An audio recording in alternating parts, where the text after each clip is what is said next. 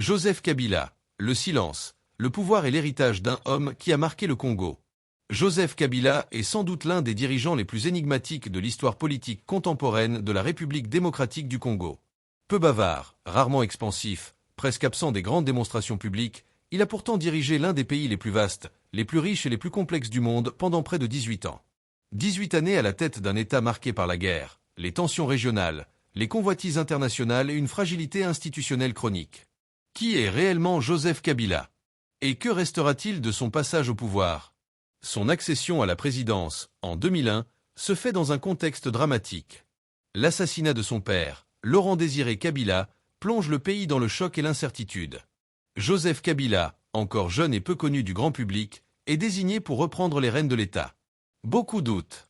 Certains le considèrent comme un président par défaut, imposé par les circonstances.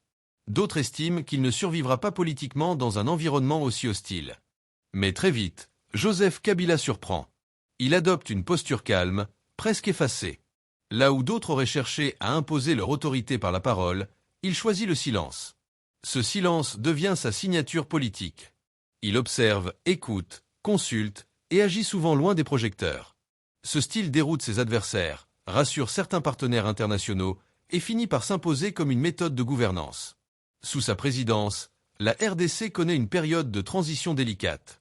Le pays sort progressivement d'une guerre généralisée qui a impliqué plusieurs États africains. Des accords de paix sont signés, des processus de désarmement sont lancés, et l'État tente de se reconstruire. La Constitution de 2006 constitue un tournant majeur. Elle établit un cadre institutionnel, définit les règles du jeu politique et ouvre la voie à des élections. Joseph Kabila est élu, puis réélu, consolidant ainsi sa légitimité formelle. Cependant, cette stabilisation reste fragile. L'Est du Congo demeure un foyer permanent d'insécurité. Les groupes armés continuent d'opérer, les violences contre les civils persistent, et l'État peine à exercer pleinement son autorité. Joseph Kabila est régulièrement accusé d'inaction, de complaisance ou de calcul politique. Pour ses détracteurs, il gouverne sans urgence, sans vision claire de transformation profonde. Pour ses partisans, il fait face à une réalité trop complexe pour être résolue par des solutions rapides.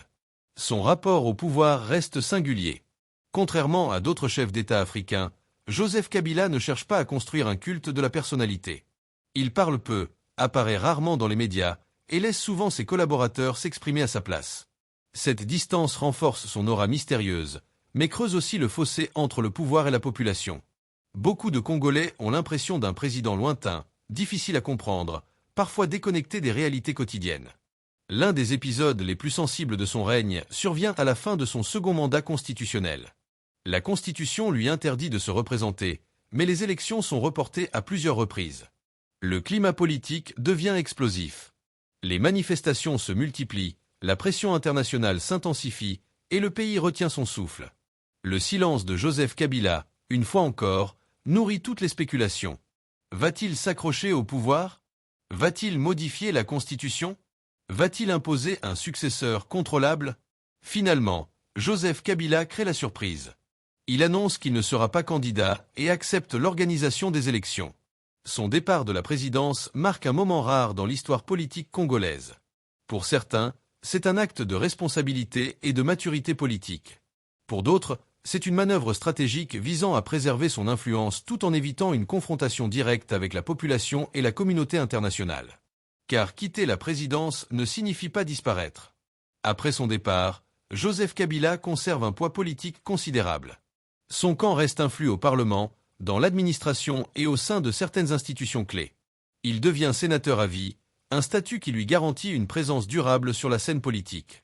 Il adopte alors une nouvelle posture, celle de l'ancien président silencieux, mais toujours observateur, toujours présent en arrière-plan. Son héritage demeure profondément controversé. Pour ses partisans, Joseph Kabila est l'homme qui a évité l'effondrement total du pays, qui a maintenu une certaine unité nationale et qui a accepté l'alternance du pouvoir. Il souligne sa capacité à résister aux pressions, à préserver la souveraineté du Congo et à maintenir une relative stabilité dans un contexte extrêmement difficile. Pour ses critiques, il incarne un système opaque, marqué par le manque de transparence, la corruption et des occasions manquées. Il lui reproche de ne pas avoir transformé les immenses richesses naturelles du Congo en développement réel pour la population, et d'avoir gouverné davantage pour préserver le pouvoir que pour réformer en profondeur l'État. Aujourd'hui encore, Joseph Kabila reste une figure centrale du débat politique congolais. Son nom revient à chaque crise, à chaque tension institutionnelle, à chaque discussion sur la sécurité ou la souveraineté nationale. Il est à la fois un symbole du passé et un acteur potentiel de l'avenir.